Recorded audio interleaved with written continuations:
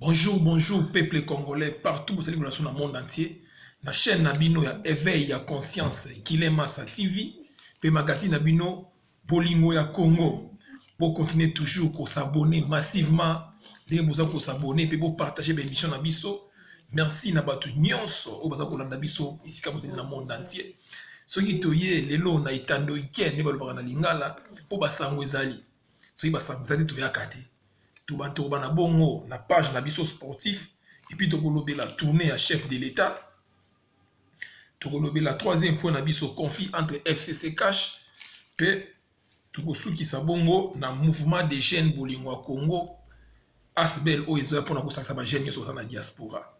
Merci na peuple congolais partout vous allez dans le monde entier pe na présidence de la République excellence Massamba Kinwani pe na venanga Maurice Koutodila. Balinga masano tokopesa ba rendez-vous au isa pour na week-end oyo. Déjà lobby jeudi à partir de 20h na Kinshasa, RDC akobeta bongo na équipe ya Gabon. Ba joueur parce déjà 6 places, équipe est au grand complet à part absence ya Yannick Bolas, il y a un peu blessé. Ils ont 4 éliminatoires ya CAN 2021 au na Cameroun.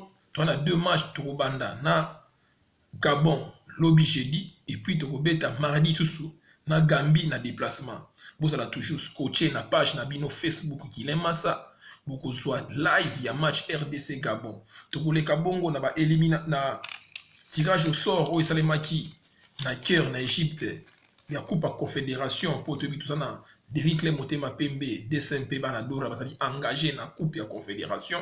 Tirage au sort bongo Salemaki bana tout ya dora parce que partout dans le monde entier. Tony Bunzi DSMP yoka adversaire à Dering Berkane ya Maroc, Zanaco ya Zambie pe ESAE ya Benin.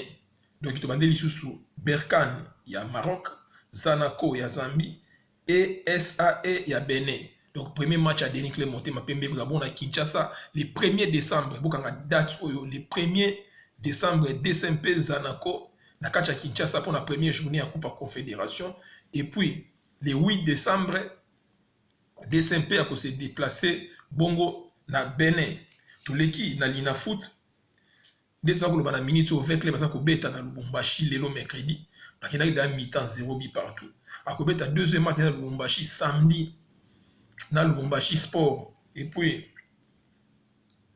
derby il y a Kinshasa entre Renaissance du Congo na 2MP sauf imprévu et que ça la samedi au so vous branché scotché Bokolanda match il y a 2MP Renaissance na page Facebook na biso pour na pour na basanga masano yango wana merci na président Fidie Chimanga Chipanda pe na président Ayi Idambito tokoleka bongo na deuxième point na biso oya mokolo malelo ezali bongo analyse si tournée ya président de la République Félix Antoine Tshisekedi Tshilombo na kati ya France azalaki invité spécial à président Macron na forum pour la paix où il s'est à Paris.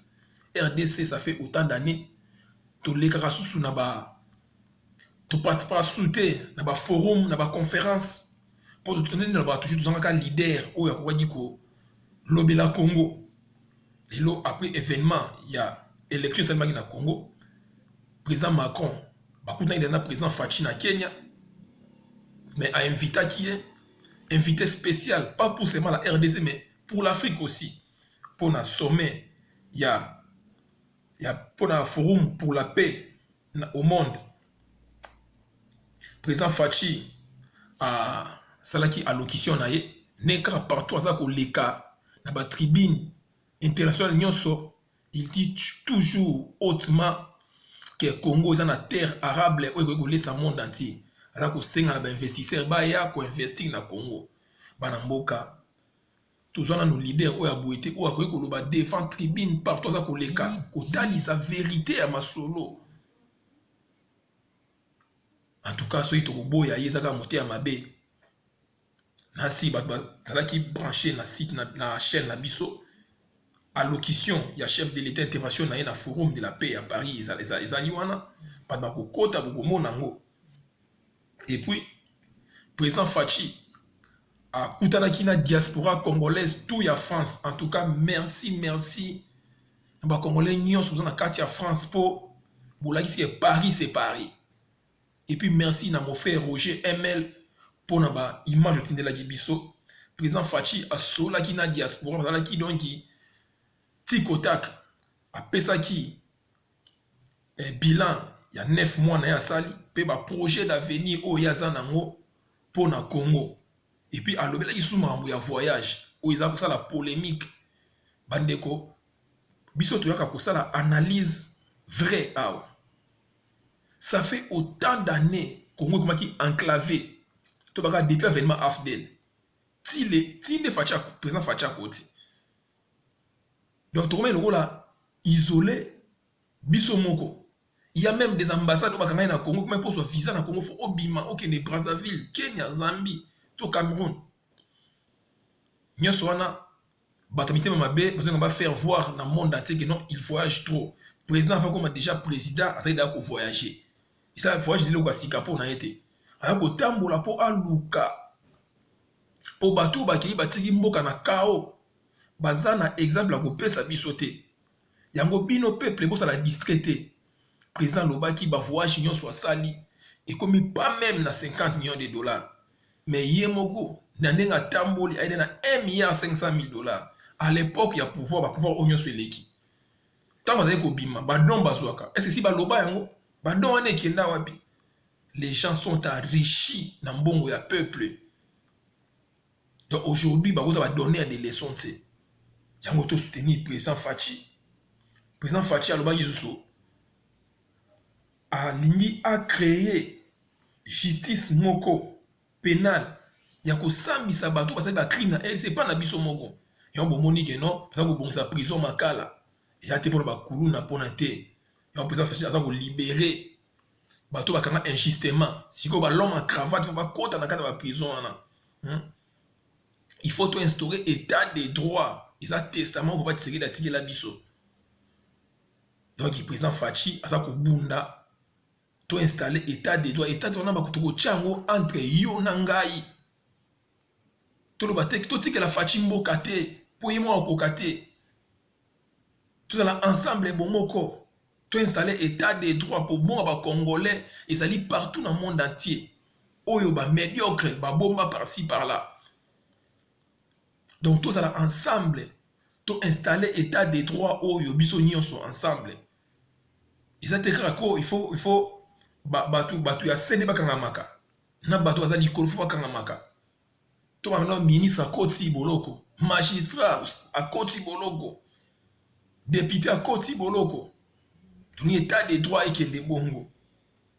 Donc les gars, président le baki sous na stabilité, il y a partie est, il y a RDC et puis aussi sa occupation, infiltration où ils en a quatre mboka na biso. Bo yoka ki na ba semaine où les kaki guna intoxication au président Facha te kimboka ba bengi ba militaire étranger ba une intervention na RDC c'était faux. C'est le cas bah intox pour déstabiliser le pouvoir président.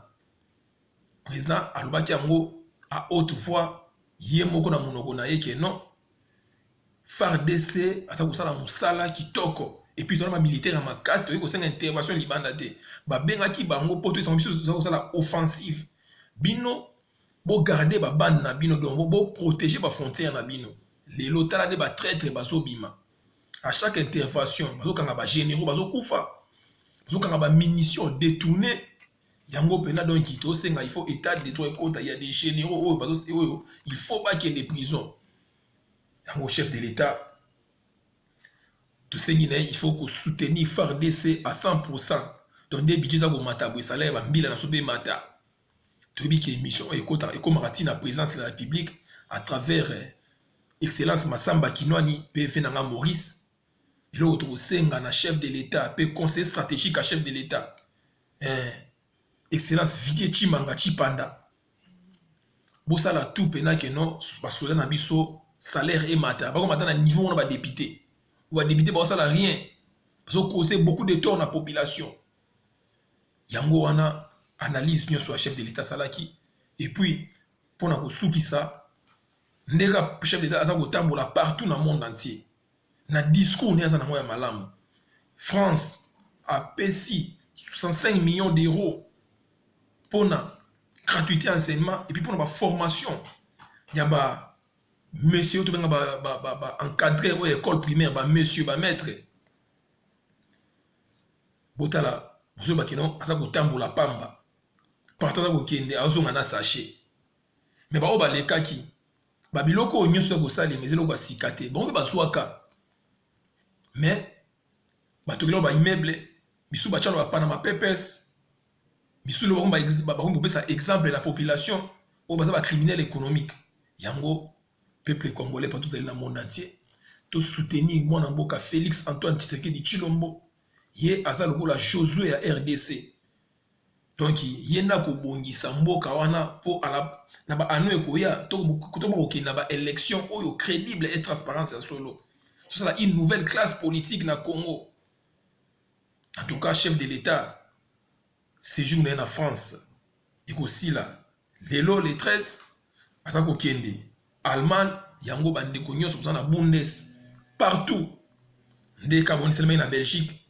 Dengue récit tout en France, tout là qui sa communauté européenne, communauté internationale qui est tout autozui moi namboka tozui congolais de souches de père et de mère tobi village natal na bango tobi professeur tobi adresse tobi ndaku na ye asana ba camarade do batanga na ye tout là qui sa mundele ba o baza ko manifester to boy opinion na bango te mais baza minoritaire. Parce que le président Fachi a 98%, on va 2%.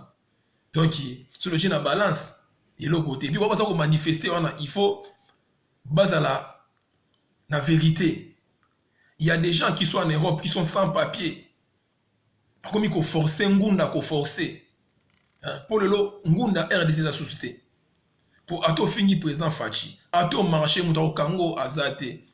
Mais c'est failli le goût de bâtir la bâtique là, qui ça, parce qu'il est au Congo.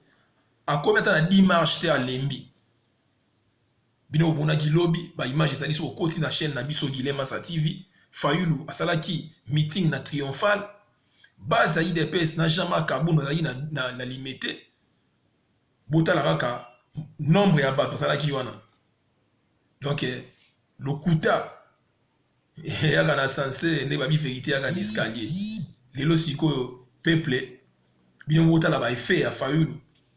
C'est pas besoin de sous. Tout la minute na makambo ya Fayulu bana tout ya Bundes lobby président Fachi aza ko kita en Allemagne sensibilisation boyambaye bola kisa Angela Merkel qui wana président na sous lingi quoi. Merci à trop na ba congolais tout bozali ko na biso na Bundes na Autriche na Pologne évangéliste Beyankoufi ya yo yango wana. Tokoleka bongo na troisième point na biso conflit FCC cash. Ndeko tokovanda mokie sika oyo po ezali avant dernier point na biso pona kotalisa peuple congolais conflit FCC cash oyo. FCC c'est pour ça kolanda biso ndeko bakopesa président Fachi pouvoir or qui a gagné ngo biso dona ba résultat ou à Kochatembe a bengi to kotina ba résultat. Peuple faut à la vigilant. Ils ont un mentor ou ya PPRD ou le loba se retrouver na gouvernement té. Ou le président Fachi a boya kabango a biki rouge. Bazolinga ba créer crise politique. Donc crise oyo muzitu azoluka na Fayulu. Baza ensemble la PPRD. Parce qu'il y a des politiciens, il y a circonstances dans le Congo Bazali. Ma ministre na tango ya ba dialogue, na tango ba crise politique, na tango ba concertation, mais lelo mandé il y a 5 ans to lingi subilo ko wana te. Parce qu'on a vu des conséquences avec Bruno Chibal, avec Sami Badibanga. Ba premier ministre il y a circonstances, crise. Koyiba, impunité moko terrible. Yango, tous ces peuple congolais, tous à la vigilance, tout biso batouza na diaspora, tout mais encore éveillé population de wana kisasa. Diaspora to bundi lit pendant 21 ans pour nyangala kata bakende. l'autre aussi faut battre la pouvoir wana pour ba inia Congo baso ko souter ba senti pena que non peuple a telemi mais baliba cause sa distraction ba cause sa mambebele entre biso to bebana pour ba créer chaos moko boye virtuel ya circonstance pour bomba se retrouver yango zako senga na biso ba diaspora neto bundaki poto zo victoire oya président Fachi to conserver siko pouvoir oyo to dénoncer o nyonso asa ko luka kao na RDC c'est clair lelo la muka bazana parole moko na FCC asa ko luka pays ekende na crise mais biso to sepela pour peuple ndezali majorité populaire président Fachi dans la peuple crise oyo kuté kozala na avantage na biso pour année prochaine mars mois de février mars le président va totaliser une année en plein pouvoir si les conflits continuent toujours dans la coalition et Kosenga a engagé informateur à qui na kati ya parlement a constaté si réellement il y a une vraie majorité parlementaire pour FCCP constitutionnellement ils ont parti politique batala ka majorité parlementaire na parti politique oza ba député belé donc tokendaki Congo pour bango bata FCC surtout bata bati le kwebo bandimaki ko sala ko signer susu accord na bango na Kabila mais lelo de tolo baboye président Fachi azazo baté amaele amema bango tina suka toyebi FCC a na posa ya ko bloquer l'institution pour éviter ce président Fachi qui na ngo ba monde ba ko katé donc faut pas créer un problème pour kawe kota mais to ko senga ka non bino population pour la vigilant crise ezate ça n'est pas individu on a mauvaise foi on va lingi peuple à se retrouver même les églises ba na kati on fait dire que non gratuité enseignement so yibino boza église ya solo bosa mela nzambe pour la ni beaucoup ndima sans condition te makambo il faut donner beaucoup de conditions botala ba hôpital ya ba église to ta no ba église te ba hôpital kene kana ba hôpital na kisa ya église au monde ndé muto ko kufa poisonner mbongo mais soit disant ba église kene na clinique bondeko kene ba Saint Joseph ba hôpital nyoso o ezana référence catholique au moins ndé muto za na mbongo te okufi sko église tina nango ezani. En tout cas peuple congolais tous à la vigilant partout aux alliés car on a bongo ya sous-souté basé la 2023 le président Fachi a ça la demanda na e ti la 2029 to lukisu mtuto che wana donc pouvoir ekozonga susu na maboko ya ba étranger te congolais to kanyango to protéger yango pour to la sous-souté pour ce que le président Fachi il a dit problème pas si pour na biso. En tout cas, merci na peuple congolais pour tout ça pour l'adoption dans le monde entier. En tout cas, base na ngai ya Afrique du Sud, président Dadi Kaleki, Bolingwa Congo, chaque chamba Messi, Bols Ndungi, et John Pela, coordinateur de l'église Abima. Merci pour nabino na soutien nabino. Togole kabongo na mouvement des jeunes Bolingwa Congo, to na suka. Soki toye na mouvement des jeunes Bolingwa Congo oyo ezali asbel oyo ngai ndeko na bino Guilhem Massa na créer yango pona kolamusa ba jeune il faut ba jeune to kota na ba institution ya mboka na biso totika la susu ba tutante po to kipaki politique te na ba ano eleki tala nde ba jeune ba se retrouver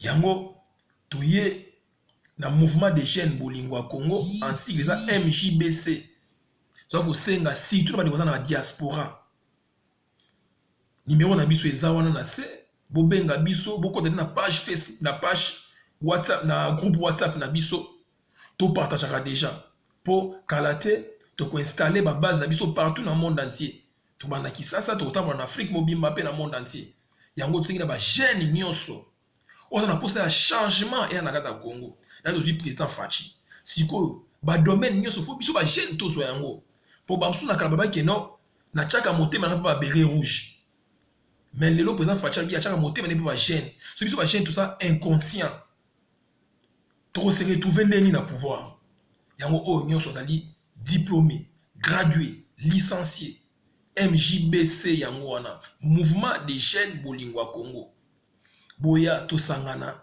numéro na so ezali wana otili message na yo tokokosa na kati ya groupe to développer ba stratégie ndeni to ko installer mouvement des jeunes bolingo ya Congo na kati ya monde entier mobimba toko bana asbel pe ko la transformer un jour en parti politique pour il faut ba enjeu ya 2023 plutôt kota wana ne président Fachabi alisa na posa sala ba congolais ba millionnaires ba milliardaires donc to raté opportunité c'était occasion de président Pesibiso c'est la conscient yango ngai nazui makasi ya ko créer mouvement des jeunes oyo bolingo ya Congo to installer ngo partout dans le monde entier tango na sengi apport na bino batu nyonso boza libanda ya mboka pour soutenir biso financièrement matériellement pe na ba conseil na bino. Merci à trop. Tolika na point d'abso asuka isa éveil patriotique. Oyo vraiment na bandeko na ngai ya grand bandondo. En tout cas, mon vieux Gabriel Nkere, aux à Bruxelles, et puis Marcel Nzungu, pe honorable Pacho Panda, pour sensibiliser bandeko na so à bandondo. Pendant 58 ans, il y a indépendance à Congo, bato bandondo ba travailler trop na ba pouvoir sur eleki. Mais talana ba tiki province à grand bandondo et le province à grand bandondo ba kaboli na biteni so okena mai ndombo okena kwango okena na bandondo okotala ba condition donc mystique même hôpital ezate wenza malonga ezate ba infrastructure malonga ezate yango za ko senga na bangwashi nyonso ya bandondo to soutenir président Faci boza la distraité oza pouvoir ya peuple par le peuple biso beto profiter dans le peuple d'abord yango to ko installer petit na bandondo ville na Kikwiti mouvement des jeunes bolingo ya Congo bolongo na tribalisme batika ko distraire bino bato ba na pouvoir basala eloko te pour na bandondo soso ba eba osani pour na bino tout ça la bomoko Congo qui est de liboso. Merci na beso na sur le monde entier. Auto ina pour na journée alelo ya ngwana. Bozala toujours branché na chaîne na bino Kilem Massa TV pe magazine bolingo ya Congo. Pour soutenir biso, tout ça a besoin ya ba matériel. Pour tout ça la plateau na biso ya propre. To installer chaîne na kati ya Congo. Tu en as besoin, il y a ordinateur, tu en as besoin, il y a caméra, projecteur, bâche, baffle, micro. PES, tout ça, on a besoin, il y a situation financière. Niveau national, on a bobenga biso. Tout ça, nous va coordonner. Et ça, tout ça, on a souci, était Congo et qui est de Liboso, Congo de gagner. On va travailler toujours pour l'intérêt du pays. En tout cas, tu peux ça na souka dédicace, mais nous sommes souka biso. Tobana bona Tunisie awa mbote na Linda Pemba Pinda. Merci toujours na conseil pe na apport na yo na émission oyo. Mbote na États-Unis na Dede Mutombo pe Junior Muka ya Maître Gunther ya yo yango wana. Na Sénégal na kopesa mbote na Modi Manoka pe na Grande-Bretagne na Irlande na kopesa mbote na Jefte Mwanza le futur millionnaire congolais na Manchester Fifi Massamba, na Newcastle Douglas Kumbi, tu es na France na kopesa mbote bongo, na Jires Konde, na Roger le combattant, merci mon frère, na nous avons partagé toujours ba émission na biso Roger le combattant et les vrais congolais na groupe nyonso, mbote na bino ya mwana, Tony Bunzi, Hervé Tabouzi, merci à toi, tu kopesa na tokene bongo na Turquie, base na biso ya Turquie, vient na ngai Gabin Armani Lokolanza, mbote na ya mwana. Pe masala ngai Oxy Omokoko les Lions d'Istanbul na Bruxelles Mbongo Zeka Romi Romial Zeze Bichoki les maires de Bruxelles pe Bob Galliano tout ça bon na Canada Nancy Mujinga, la dame de fer, Papi Kabuya, base nyonso bozana Kishasa, Padu Lumbala, Mildred Punga, Héros Muzupa National, Mbote Nabino Yangwana, Togutana à la prochaine, vous s'abonner massivement, Tulbaki, d'ici décembre, objectif 1000 abonnés, Bolingo ya Congo, et où met la carte de Nabino, bye.